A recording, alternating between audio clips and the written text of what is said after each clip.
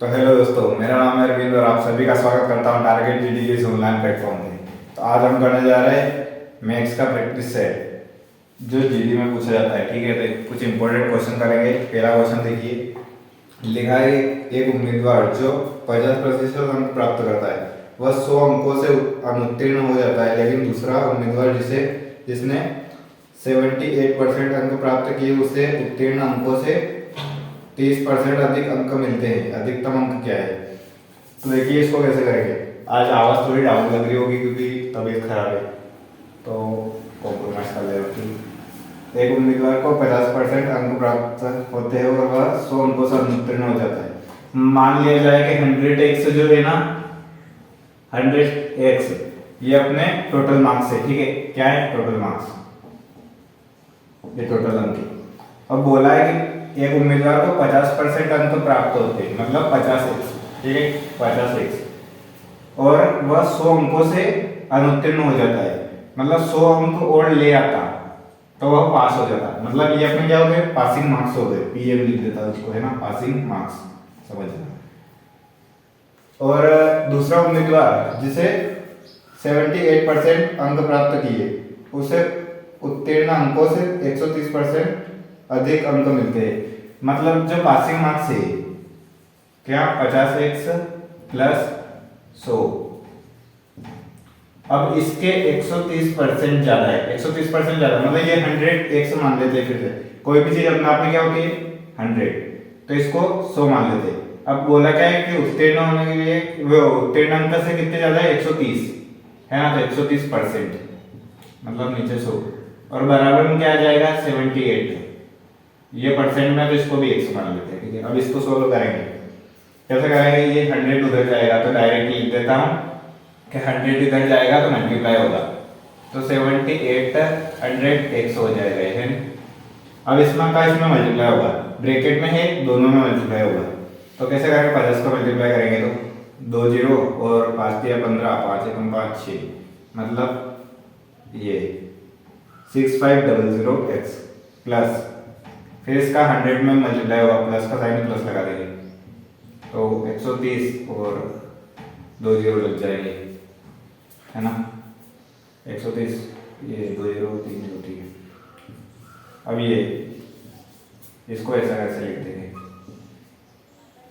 ये उठ के इधर जाएगा, माइनस हो जाएगा, है ना, और ये 13,000 इधर ही रहेगा, 13,000 इधर ही रहेगा और उसमें से माइनस करेंगे इसको, इसमें से माइनस करेंगे इसको, क्या होगा? 00 तो आएगा, ये 5 और 6 7 8, मतलब 3 और 7 में से 6 गया 1, 1300 1 से इधर आ गया। अब ये काट देंगे, कितने बार कटेंगे? 10 बार। तो x की वैल्यू क्या है अपने पास? 10, है ना। x की वैल्यू अपने पास 10 आ गई। पूछा क्या है कि अधिकतम अंक कितने हैं, है ना, अधिक मिलते हैं, अधिकतम अंक है। अधिकतम अंक मतलब 100x, 100 से गुणा करेंगे, x की वैल्यू 10 है तो 100x की वैल्यू क्या हो जाएगी? 1k, मतलब 1000। 1000 ऑप्शन में है, बी नंबर का ऑप्शन अपना बिल्कुल ही करेक्ट आंसर हो जाएगा।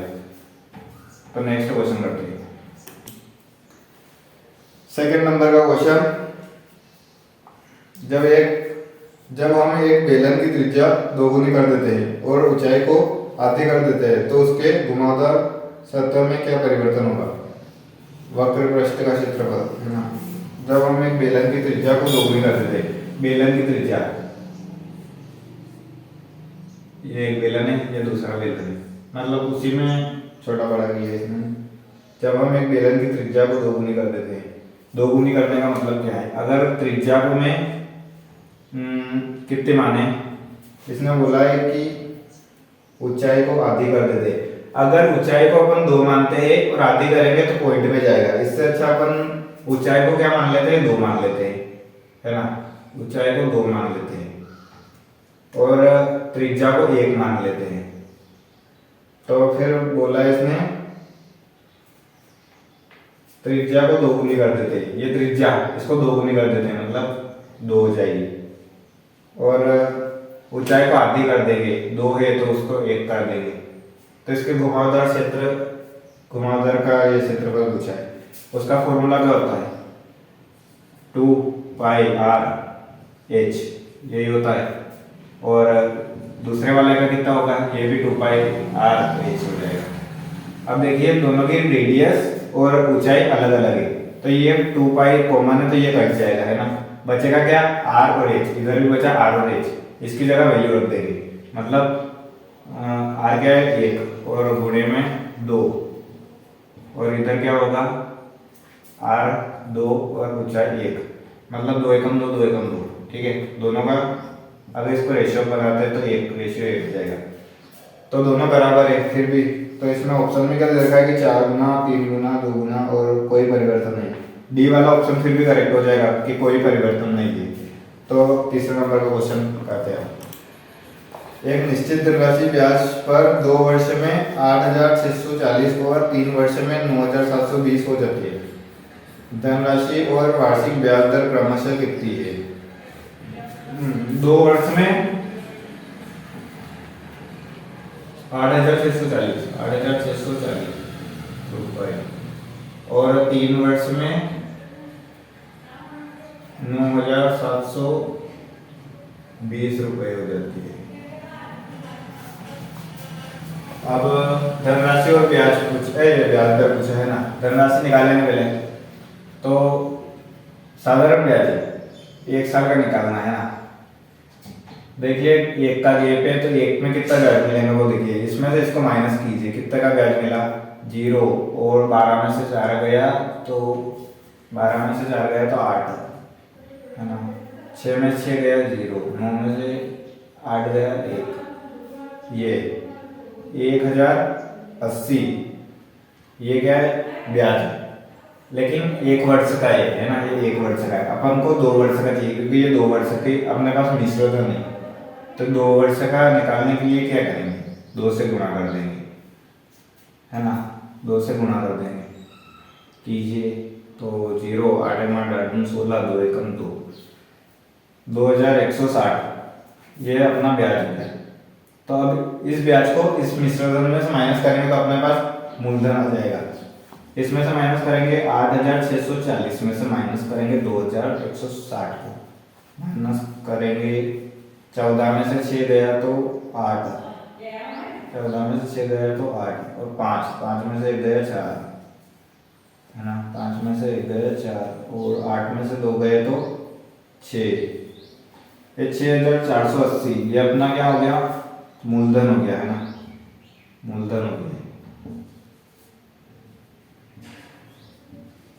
लेकिन अपन से इनने क्या पूछा है कि ब्याज दर में बताओ, तो ब्याज दर कैसे निकालेंगे।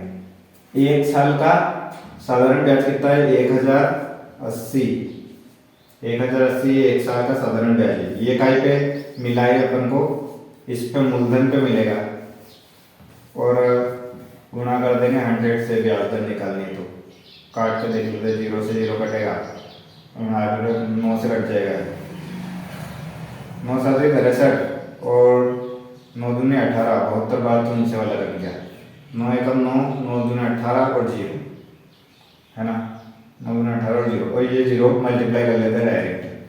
अब इसका भी काम खत्म हो गया, ठीक है, ये इधर मल्टीप्लाई हो गया। अब 12 से कट जाएगा, 12 छंग 72 और 12 एकम 12 और 2 0 आ जाएंगे, 2 से फिर कट जाएगा, 2 3 6, 2 5 10 और 0, नीचे ऊपर बचा 50, नीचे बचा 3, तो फिर काटेंगे 3 एकम 3, 2 बचा, 3 दूनी 6, 3 छंग 18 और 2 बचा 16 से 2/3%।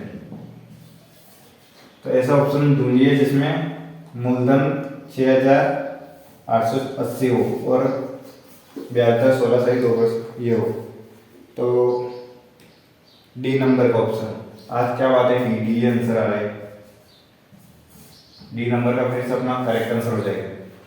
चौथे नंबर का क्वेश्चन देखेंगे कि ए और बी के वेतन का अनुपात 4:5 है और उनमें व्यय का अनुपात 5:6 है। यदि दोनों क्रमशः 200 रुपये और 500 है कि 300 बचाते हैं तो ए का वेतन क्या है। वेतन का अनुपात ए और बी का कितना दे रखा है 4:5, 4:5 दे रखा है वेतन का अनुपात, और व्यय का अनुपात 5:6 6। और यदि दोनों क्रमों से 200 रुपये और 300 रुपये बचाते हैं, ये 200 बचाएगा ये, और ये 300 बचाएगा। तो ए का वेतन क्या है, 4 की वैल्यू पूछा है। अब इसको ऐसे सवाल को कैसे करते हैं, मैंने बहुत बार बता रखा है कि क्रॉस मल्टीप्लाई से करेंगे। क्रॉस मल्टीप्लाई कैसे लगाएंगे, 6 चौक 24 है ना, और 5 5 25, कोई फर्क नहीं पड़ता कौन बढ़ा रहा है कौन छोटा रहा है, घटाना अपन को 1 आ गया, ठीक है, 1 आ गया। अब इनका भी करेंगे, 5 दिया 15 मतलब 1500 है ना, और 6 में 6 दूना 18, तो ये 1800। अब माइनस करेंगे इसको, इनका भी अंतर लेते हैं, 0 0 है, और 8 में से 5 जाएगा तो 3 बचा, और 1 में से 1 0 मतलब 300। एक अब ये 1 और ये 300 मतलब एक रेशियो की वैल्यू कितनी आई, 300। पूछा क्या है, 4 की वैल्यू, मतलब एक के वेतन की, ये इनकम है, तो 4 की वैल्यू पूछा है, 4 से मल्टीप्लाई कर देंगे इसमें, तो एक ही इनकम पता चल जाएगी अपन को। 4 दिया 12, 1200 अपना आंसर आ जाएगा, 1200 मतलब सी नंबर का ऑप्शन अपना बिल्कुल ही करेक्ट आंसर हो जाएगा, ठीक है। क्वेश्चन नंबर 5, 190 मीटर और 195 मीटर लंबी दो रेलगाड़ियां ए और बी समांतर पटरी पर एक दूसरे की ओर क्रमशः 50 किलोमीटर प्रति घंटा और 76 किलोमीटर प्रति घंटा की गति से चल रही है। वे एक दूसरे को कितने समय में पार करेंगी। एक ट्रेन इधर चल रही है और एक ट्रेन इधर चल रही है, मतलब सापेक्ष चाल क्या होगी, प्लस हो जाएगी। ये 190 मीटर है और ये वाली मान लेते हैं अपन कि 195 मीटर लंबी है।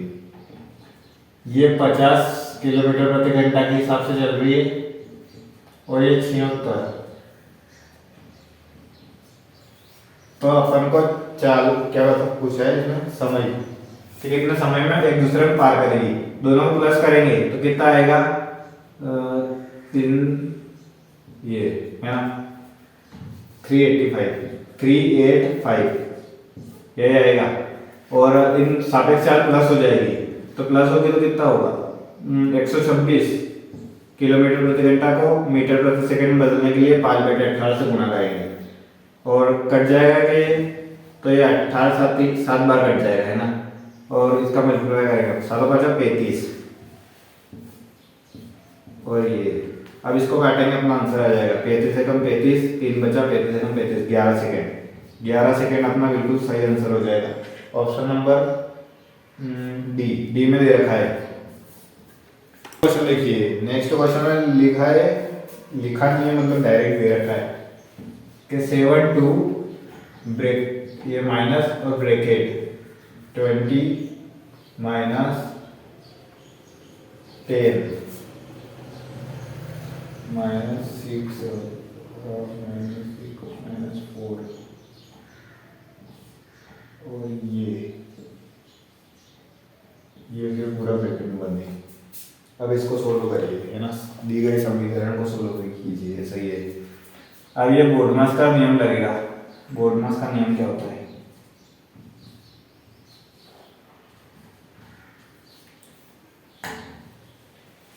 बोडमास, इसके ऊपर क्या होता है, वी भी होता है एक।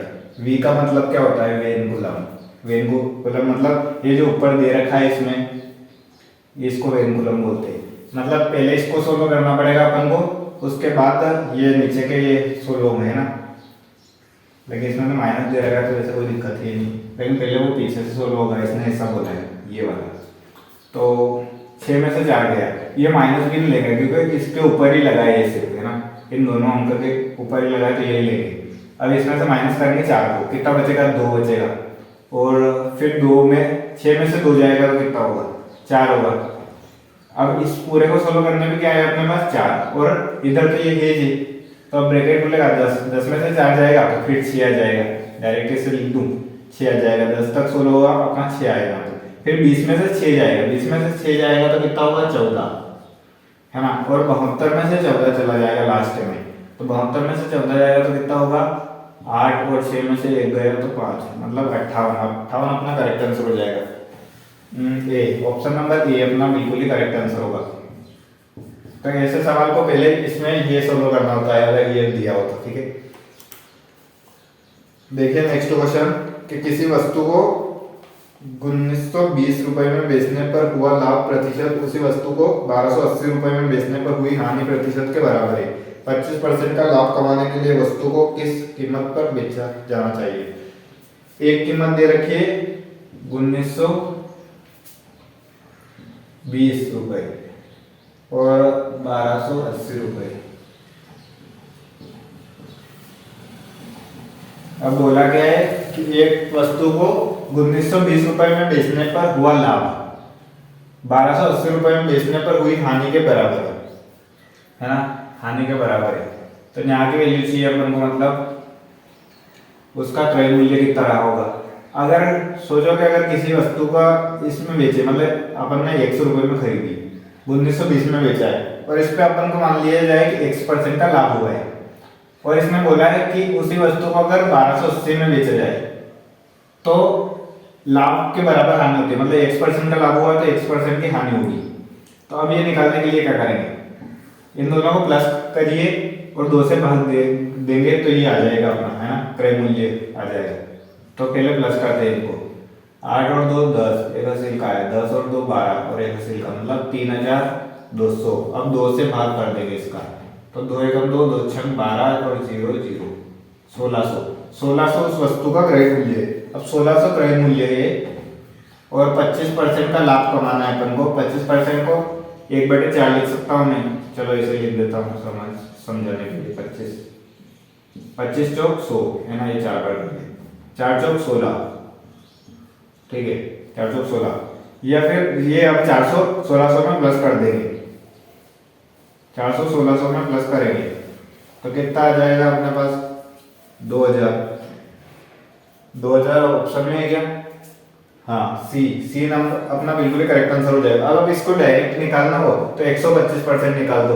मैंने क्या किया, 25% निकाल के 1600 प्लस किया। आप क्या कर सकते हैं कि डायरेक्ट इसका 125% निकालेंगे तो 2000 आ जाएगा, ठीक है, करेक्ट आंसर अपना सी आ जाएगा। 8वें नंबर का क्वेश्चन देखिए, लिखा है कि यदि x माइनस वाई 85% है ना, 85% है, 85 लिख रहा है, और x प्लस वाई 35% है, तो x y का कितना परसेंट है, x जो है y का कितना परसेंट, मतलब x और y की वैल्यू पता करनी पड़ेगी पहले। तो ये परसेंटेज से परसेंटेज कट जाएगा। अब इनका मल्टीप्लाई कर देंगे तो कितना आएगा, 85x माइनस 85y, और इधर क्या आएगा, 35x प्लस 35y। अब ये देखिए कि ये x वाला इधर आएगा, 35 इसमें से जाएगा, कितना आएगा, 8 में से 3 गया तो 5, मतलब 50x, और ये 85 माइनस का है, उधर जाएगा तो प्लस का हो जाएगा, तो 5 और 5 हो जाएगा 10, और एक हासिल का 9 और 3 12, 120y हो जाएगा। अब x इधर ही रहेगा, y नीचे आ जाएगा, है ना, और 120 उधर ही रहेगा, 50 नीचे आ जाएगा। तो कुछ इश्यू हो गया था, इधर देखिए x की वैल्यू अपने पास 12 आएगी और y की वैल्यू 5 आएगी, है ना।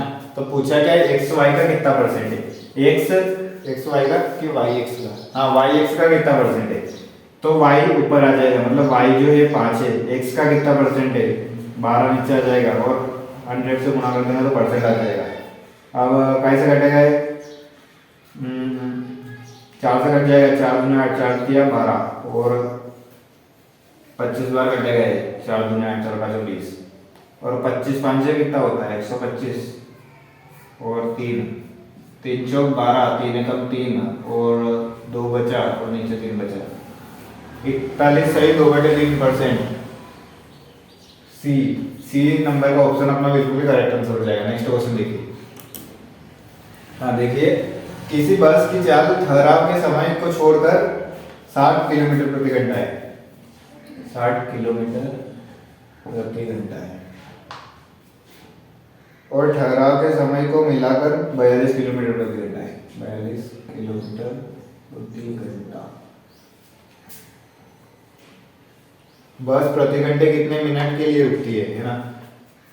तो देखिए, अगर कोई बस लगातार चल रही है, मतलब रुक रुक के नहीं चल रही है तो वो 60 किलोमीटर प्रति घंटा के हिसाब से चलती है। और अगर कोई बस रुक रुक के चल रही है मतलब स्टॉप पे रुकती है तो वह 42 किलोमीटर प्रति घंटा के हिसाब से चलती है। तो अपन से ठहराव में कितने मिनट रुकी है वो पूछा है। अब तो इसका देखिए एक शॉर्टकट तरीका बताता हूँ डायरेक्ट इसको कैसे करते हैं। इन दोनों का पहले अंतर लेंगे। अब कैसे कितना जाएगा मतलब 42 जाएगा तो कितना होगा 18, यहाँ 18 होगा ना। इन दोनों का अंतर 18 आया। और नीचे क्या रखते हैं हर बार जो बिना रुके चलती है ना बस सबसे हाईएस्ट चाल ऐसा बोल सकते हैं। जो हाईएस्ट चाल होती है ना वो नीचे रखते हैं मतलब 60। और अपन को मिनट में पूछा है ये क्या है घंटे में दे रखा है किलोमीटर प्रति घंटे में तो इसको मिनट में कन्वर्ट करने के लिए 60 से गुणा कर देंगे। अब ये 60 से गुणा का किस लिए किया क्योंकि मिनट में कन्वर्ट करना है तो ये हमेशा ध्यान रखना है कि मिनट के लिए अपन ने किया तो कटेगा 60 से 60 कट जाएगा 18 बचा अपने पास तो यही अपना 18 मिनट अपना आंसर आ जाएगा। ऑप्शन नंबर दे रखा है ऑप्शन नंबर बी अपना बिल्कुल ही करेक्ट आंसर हो जाएगा। हाँ तो आज के लिए इतने क्वेश्चन थे। 26 तारीख को आपकी एग्जाम स्टार्ट हो रही है एसएससी जीडी के तो अच्छे से तैयारी कीजिए। तब तक के लिए जय श्री राम जय